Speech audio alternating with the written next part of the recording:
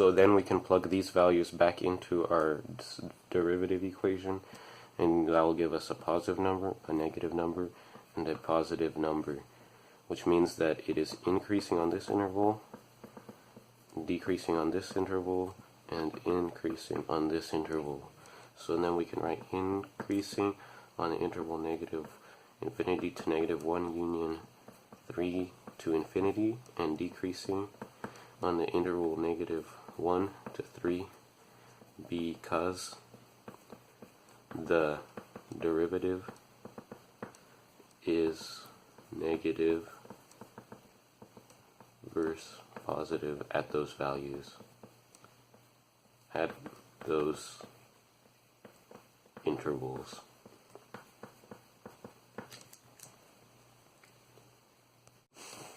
Now we're moving on to the first derivative test to find local relative maximum and minimums.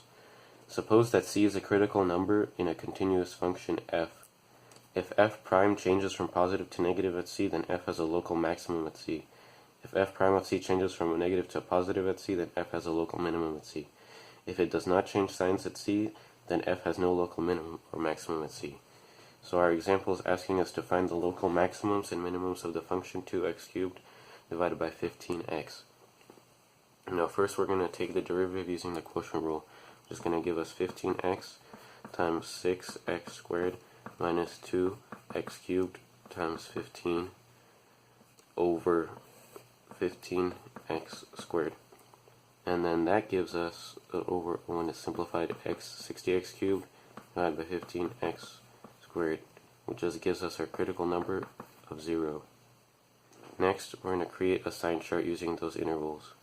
So negative infinity to 0 and 0 to infinity. Now we're going to use test values of negative 1 and 1. Plugging those back into the derivative equation, you get a negative and a positive.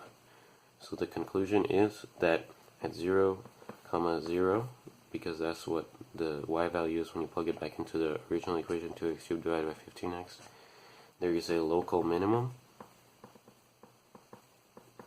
and there is none local maximum because it does not change from positive to negative anyway. Now we're moving on to the concavity test using the second derivative. If the second derivative is positive for all the values of x in an interval, then the graph of f is concave upward on that interval. If the second derivative of f is negative for all the values of x in an interval, then the graph of f is concave downward on that interval. The definition of an inflection point is a point on a curve y equals f of x, and the curve has to be continuous, and if the curve changes from concave upward to concave downward, and vice versa, at that point it becomes an inflection point. So our first example wants us to find the intervals on which f is concave upward and the intervals on which it is concave downward, as well as the inflection points of f. So we're going to start by taking the first derivative, which is going to be 12x squared minus 12x cubed, minus 6x squared minus 8x. And then the second derivative is going to be 36x squared minus 12x minus 8. And then we can factor it out. So it becomes 4 times 9x squared minus 3x minus 2. And using the quadratic formula, we can get 3 plus or minus the square root of 9 plus 72 over 18, which gives us our two values of 2/3 and negative 1/3. Now we can create a sign chart using the interval negative infinity to negative 1/3, negative 1/3 to 2/3, and 2/3 to infinity. We can use a test value of negative 1, 0, and 1. And then if you plug that into the second derivative equation, you get positive, negative, and positive. So you have a concave upward on the interval negative infinity to negative 1/3 union 2/3 to infinity. And it's concave downward on the interval negative 1/3 to, that's a comma, to 2/3. And then you just get your inflection points. You simply plug the these two values, negative 1/3 and 2/3, back into the original equation to find your y values. And for negative 1/3, your y value is going to be negative 1/3. And for 2/3, your y value is going to be negative 16/9. And those are going to be your inflection points. Now we're moving on to the final section of 4.3, the second derivative test for local maximums and minimums. If f prime of c equals 0 and f double prime of c is greater than 0, then f has a local minimum at c. If f prime of c equals 0 and f double prime of c is less than 0, then f has a local maximum at c. Our example wants us to use the first and second derivatives to sketch a graph of the function 3x cubed plus 3x squared minus 15x.